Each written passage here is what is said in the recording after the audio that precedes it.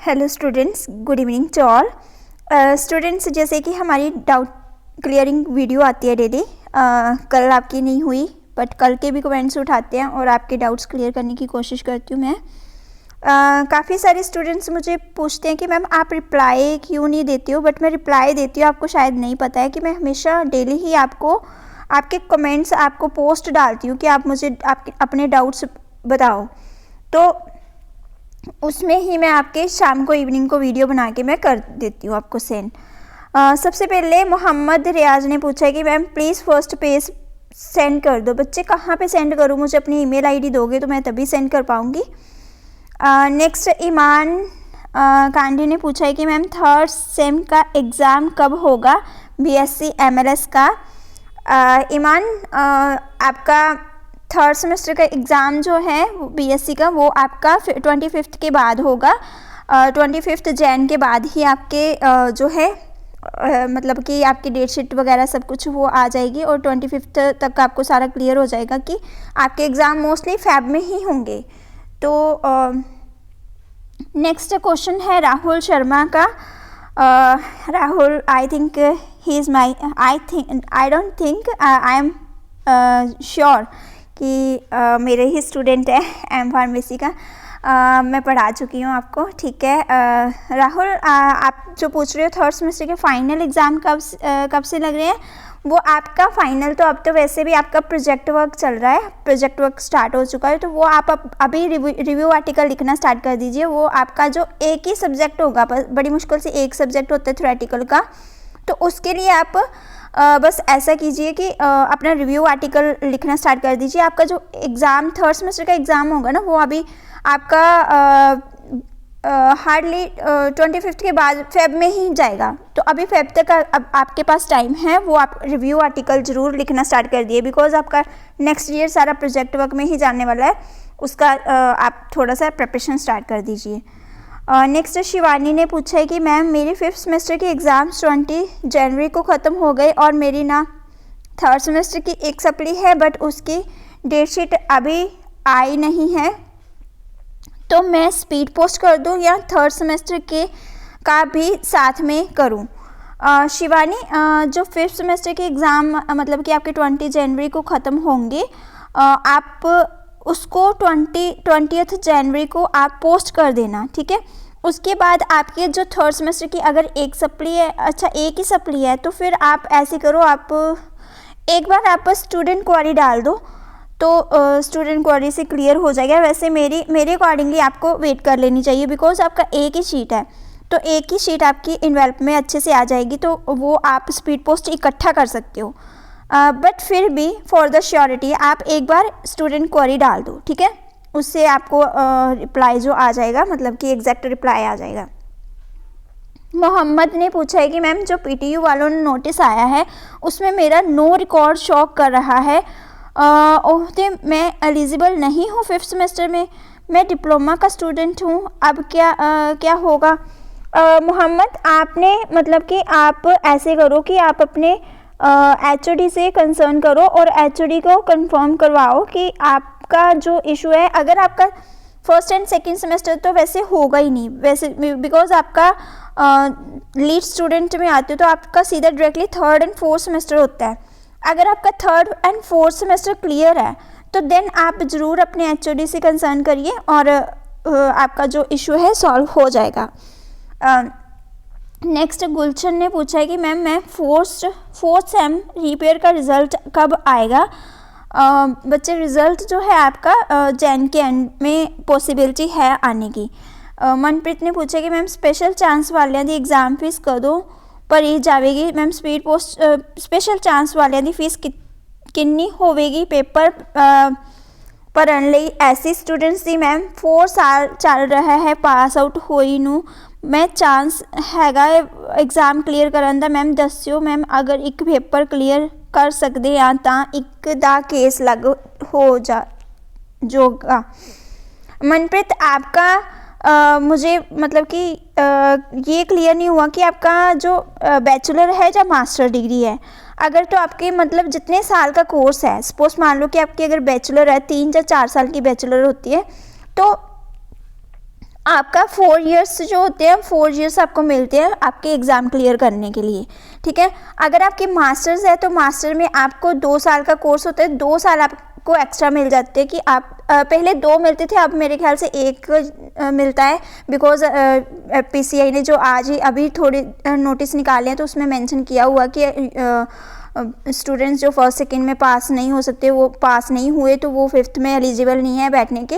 तो that's mean I think 1 साल का ही इन्होंने टाइम दिया है, बच्चों को पीरियड दिया है कि वो बच्चे अपने क्लियर कर लें।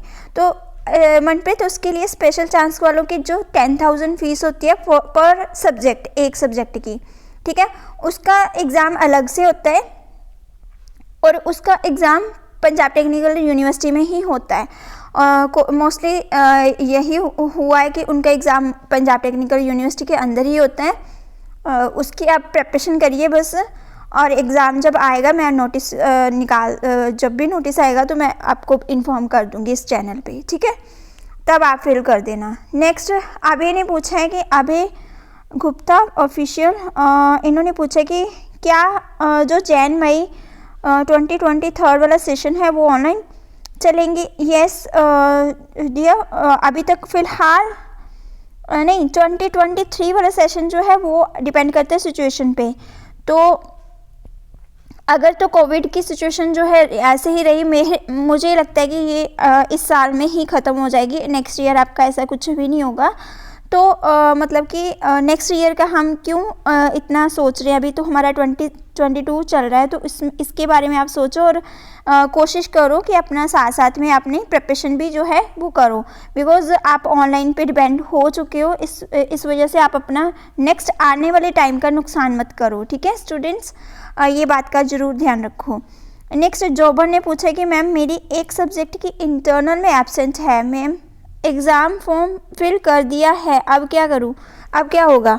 जोबन, इसके लिए आपको फॉर्म आपने इंटरनल जो थी तब फिल करनी थी साथ में, तो एग्ज़ाम फॉर्म जब आपने फिल किया था उसमें आपका इंटरनल एग्ज़ाम जो शो होता है उसमें आपने अपना इंटरनल फॉर्म फिल करते, मतलब इंटरनल के ऊपर क्लिक लगाते, तो फिर आपका वो भी आपका रिपेयर के लिए आ जाता है कि आपको मतलब कि इस बार आप रिपेयर दे सकते थे उसकी। तो अभी फ़िलहाल के लिए आपको नेक्स्ट टाइम ही वेट करनी पड़ेगी, नेक्स्ट टाइम की, तो उसके लिए आपको वेट ही करनी पड़ेगी अभी नेक्स्ट नोटिस आने की, ठीक है। नेक्स्ट प्रदीप ने पूछा है कि मैम 6 सेमेस्टर का क्लास ऑनलाइन होंगी या ऑफलाइन। प्रदीप, ऑनलाइन ही होंगी, अभी फ़िलहाल के लिए आपकी क्लासेस ऑनलाइन ही चलेंगी। जसलीन ने पूछा है कि मैम 5th सेमेस्टर की 1-2 सेमेस्टर दिन इंटरनल च रिपेयर हैगी, मैं HOD ਨੂੰ ਦੱਸਿਆ ਤੇ ਉਦੋਂ ਫਾਰਮ ਫਿਲ ਵੀ ਕੀਤਾ, ਉਹ ਕਹਿੰਦੇ ਕਿ ਕੋਈ ਨਹੀਂ, ਉਹ ਹੋ ਗਿਆ ਕਲੀਅਰ ਤੁਹਾਡਾ ਤੇ ਮਾਰਕਸ ਲੱਗ ਗਏ, ਬਟ ਹੁਣ ਮੇਰੇ ਰਿਜ਼ਲਟ ਐਬਸੈਂਟ ਸ਼ੋ ਹੋ ਕੇ ਆਇਆ ਹੈ ਉੱਥੇ ਸਬਜੈਕਟ ਤੇ ਹੁਣ ਮੈਂ ਫਾਰਮ ਫਿਲ ਕੀਤਾ ਵਾ, ਹੁਣ ਤੁਸੀਂ ਦੱਸੋ ਕਿ ਇਹ ਉਹ ਕਿਵੇਂ ਹੋਏਗਾ, ਮੈਨੂੰ ਥਿਊਰੀ ਐਗਜ਼ਾਮ ਦੇਣਾ ਪਊ, ਹੁਣ ਉਹ ਕਿਵੇਂ मतलब ਕਲੀਅਰ ਹੋਊ, ਇਹ HOD ਦੁਆਰਾ ਜਾਂ एग्ज़ाम ही। जसलीन, अगर तो आपका जो आपने फॉर्म फिल किया है अभी प्रेजेंटली जो एग्ज़ाम फॉर्म आए थे तो आपने फिल किया तो आप एग्ज़ाम दे सकते हो। अगर आप ऑलरेडी आपको कोई PTU के आपके साइट के ऊपर आपका रिज़ल्ट डिक्लेयर हो चुका है जिसमें आप क्लियर शो हो रहे हो, देन आपको एग्ज़ाम देने की ज़रूरत नहीं है, ठीक है। मोहित, मैम आप कितनी हेल्प करते हो, thank you so much, welcome Mohit. Next Anika Shekhri ने पूछा है मैम हमारे टीचर्स बोल रहे हैं कि डिक्लेरेशन फॉर्म नहीं लिखना, सिर्फ जो डिटेल है वही फिल करनी है, तो मैम जो उसके नीचे स्पेस रहेगा वहाँ से कर सकते हैं अपना क्वेश्चन स्टार्ट।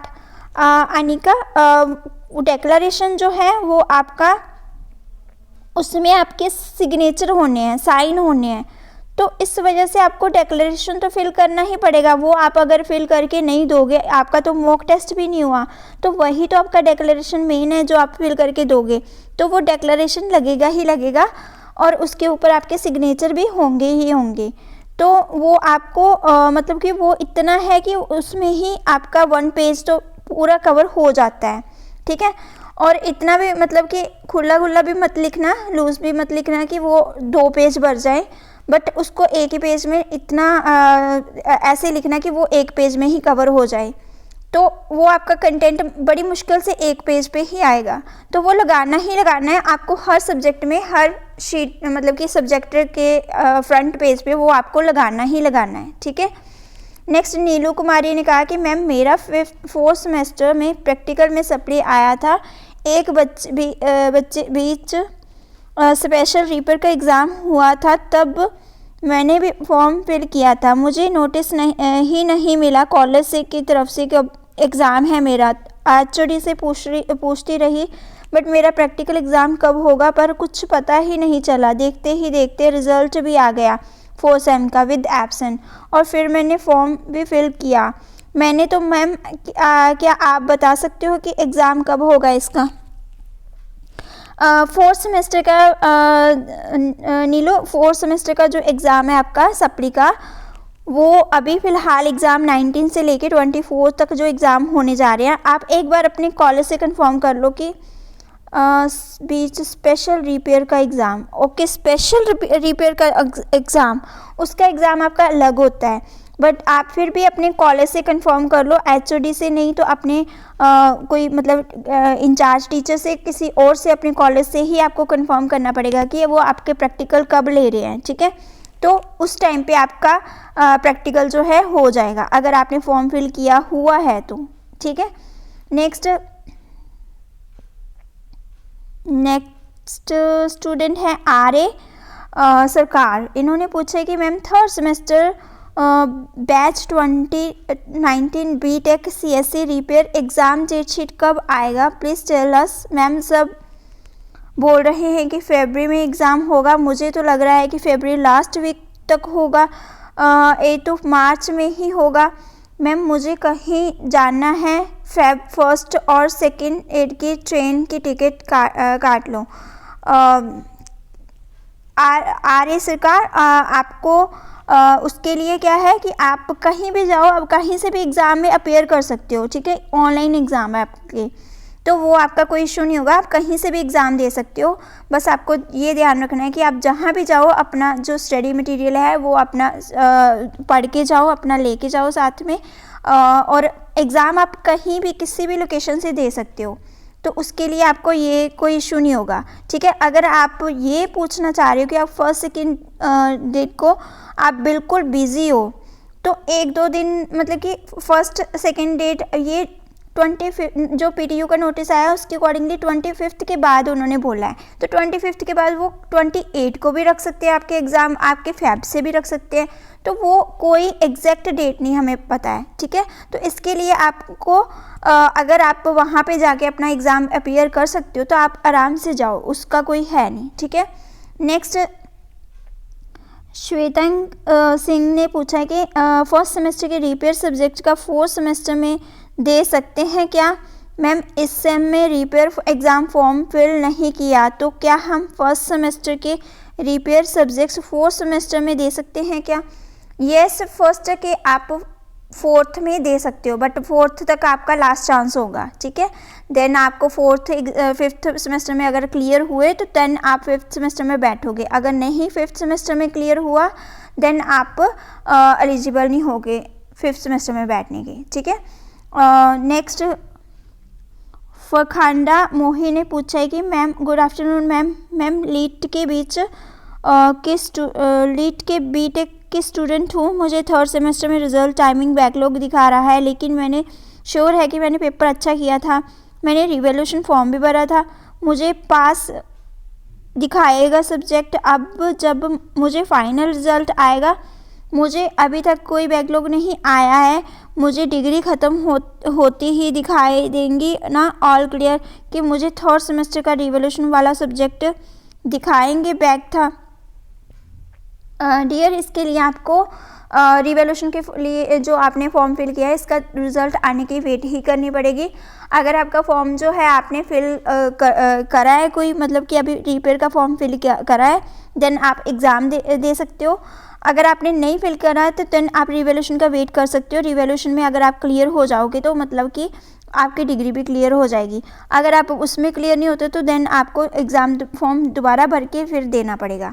नेक्स्ट दलीप ने पूछा कि मैम मैं पास आउट स्टूडेंट हूँ एंड मेरी 6 सेम में प्रैक्टिकल एग्ज़ाम के एक्सटर्नल में सप्ली थी। मैंने फॉर्म भी फिल कर रखा है, मेरा सप्ली का प्रैक्टिकल एग्ज़ाम कब होगा? दिलीप उसके लिए आप 19 to 24 एग्ज़ाम हो रहे हैं, 19 से लेकर 24 तक जो एग्ज़ाम प्रैक्टिकल एग्ज़ाम चल रहे हैं अभी जैन से, तो आप अपने कॉलेज से एक बार कंफर्म करिए। नेक्स्ट कृष्णा ने पूछा कि मैम आने वाला रेगुलर 6 सेमेस्टर का एग्ज़ाम ऑनलाइन होगा या ऑफलाइन? कृष्णा उसका एग्ज़ाम आपका ऑफलाइन ही होने का चांसेस हैं, बिकॉज ये कोविड लास्ट स्टेज है, थर्ड स्टेज है, मतलब थर्ड वेव है, तो ये जितनी जल्दी आई है उतनी ही जल्दी ये ख़त्म हो जाएगी। नेक्स्ट मनदीप ने पूछा है कि ma'am I have uploaded my photo and sign but my admit card is showing not showing photo, it is showing image data invalid, I need help to fix this problem. Mandeep उसके लिए आपको मतलब कि जो केबी है वो चेक करनी पड़ेगी कि आपकी फ़ोटो के पिक्सल वगैरह जो कितने केबी की है, कितने एमबी की है, जितनी उन्होंने बोला है उतनी ही आप उस पर अपलोड करोगे।